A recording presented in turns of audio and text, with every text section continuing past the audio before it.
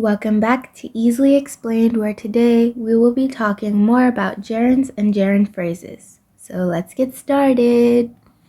In this video, we're going to cover gerund phrases in particular, since in the last video we covered gerunds.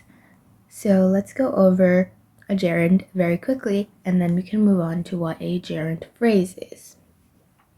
So a gerund is a verb form ending in ing. But as we know, present participles can also end in ing. So we have to be careful about how it's being used specifically in the sentence. If it's being used as an adjective, it is not a gerund, it is a present participle. But if it is being used as a noun, it is a gerund. So if it is being used as a subject, a direct or indirect object, predicate nominative, so like a complement, or as an object of a preposition, those are all ways that it can function as a noun in the sentence. We have a couple of examples in here. One that is a subject, so therefore a noun, therefore a gerund. The other one is an adjective, therefore it is a present participle. Even though this one, the pouring rain drenched us, pouring would still be included in the complete subject. It's not the simple subject itself. It is modifying the simple subject. And therefore, it is not a gerund, it is a present participle. So now that we have done a recap on what a gerund is, we can move on to a gerund phrase, which, from the name, obviously has something to do with gerunds. So just like when we talk about any other type of phrase, like a participial phrase or an infinitive phrase or an appositive phrase, the gerund phrase just consists of a gerund and any modifiers or complements that gerund has. Just as in participial phrases, they consisted of a participle and any modifiers or complements that the participle had. So in this case, the phrase must consist of a gerund and any modifiers it has for it to be considered a gerund phrase. Also, just like if we're connecting this back to participles and participial phrases, since the participle itself functioned as an adjective, we said that the participial phrase always functions as an adjective. So just apply that same situation here, but apply it to gerunds. Gerunds function as a noun. That means the gerund phrase always functions as a noun. Let's say we have the sentence, I like running at sunrise.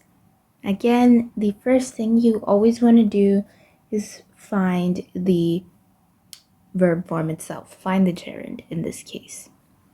So in this case, if we think of like as our verb, I as our subject, that means I like what? I like running. Running out is our direct object in this case, and therefore running is our gerund.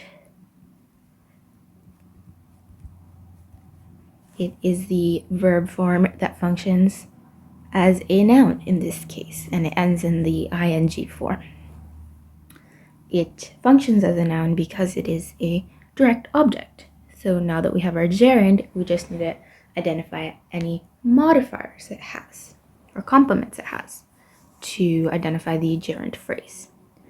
So the two words at sunrise are modifying running because it's telling when I like to run. So in this case, our entire phrase, gerund phrase, is running at sunrise.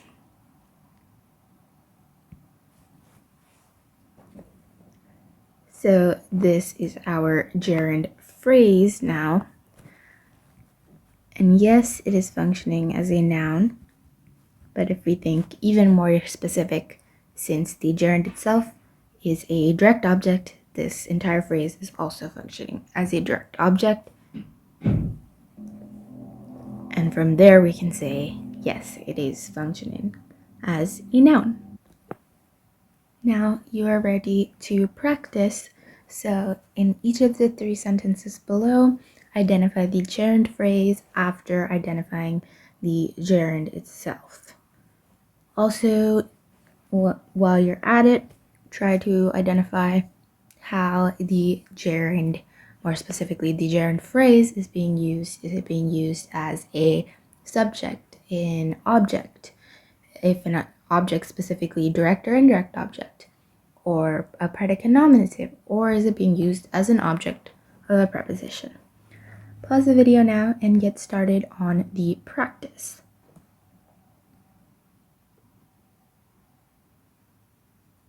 Alright, let's start. Number 1. The pitter-pattering of her heart signified she was alive. Alright, first step is to identify the gerund. And in this case, we have one ing verb, pitter-pattering. But let's make sure it is being used as a noun. In this case, signified is our verb, and that means the entire complete subject is the pitter-pattering of her heart, and more specifically, the simple subject is just the pitter-pattering or pitter-pattering. So yes, it's a gerund because it is being used as a subject and therefore a noun. Now we can identify the gerund phrase by looking for any modifiers that it has. Well, we know that the is an article and an adjective, so that's obviously going to be included. And then the prepositional phrase of her heart is also modifying exactly where the pitter-pattering is happening. So those are our modifiers. So now we can identify the gerund phrase. It's just the pitter-pattering of her heart. Basically, in this case, it is the complete subject itself, because the complete subject is the simple subject and any modifiers it has. Number 2. It was difficult embarking the journey alone. In this case, our gerund is embarking. It has your ing form, and it's not a participle, a present participle, because it is being used in this case as a direct object, and so it is being used as a noun. So embarking is our gerund. The journey alone is our modifier in this case because it is specifically describing what is so difficult to embark. So then our entire phrase is embarking the journey alone. Number 3, competing in the Olympics was no easy feat.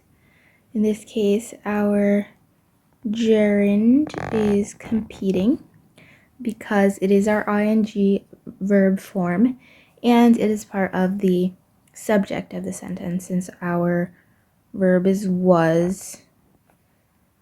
Competing in the Olympics was no easy feat. It's part of our subject, and so it's our gerund, and then our modifier is in the Olympics because that tells us where competing was no easy feat. So then we have our complete gerund phrase, competing in the Olympics. Again, since it was a subject, it is basically just the complete subject itself. Congratulations! You are now an expert at gerunds and gerund phrases. If this video helped, please like, subscribe, and share with your friends. And we'll see you guys next time. Bye!